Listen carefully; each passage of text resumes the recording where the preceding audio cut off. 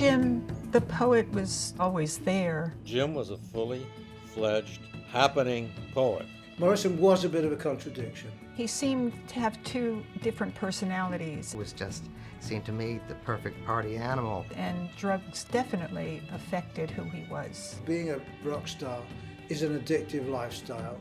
I just knew that he was a philanderer. It seemed to me like he almost worked on his reputation. He really liked to kind of push things. I used to grab that. I want to grab him by the neck sometime. He was what you call a brinksman. He was my hero. He was crazy. And I've never heard any of them call him disciplined.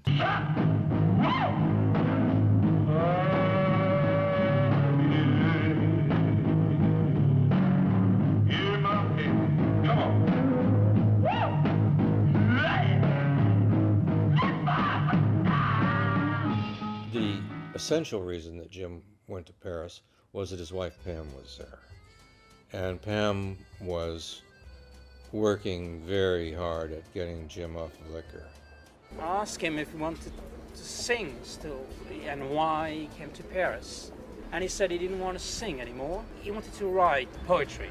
The right place to write poetry was Paris. He longed for some kind of literary recognition.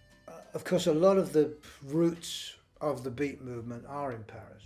It's almost unimaginable how repressive America was at the time of the McCarthy hearings. Figure out where some of these amazing songs come from.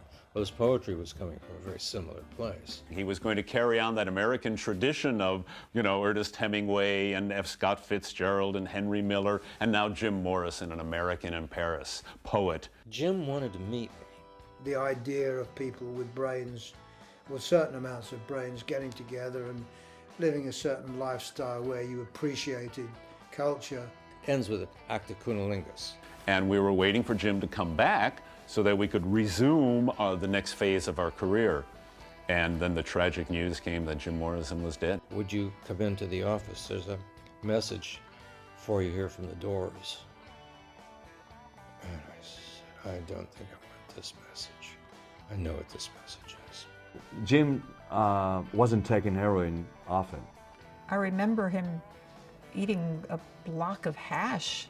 To do a song that, or a piece of music that's just a pure expression of joy. But I think he knew that he fulfilled a cycle in his life, a karmic cycle, that he had come to the end of something.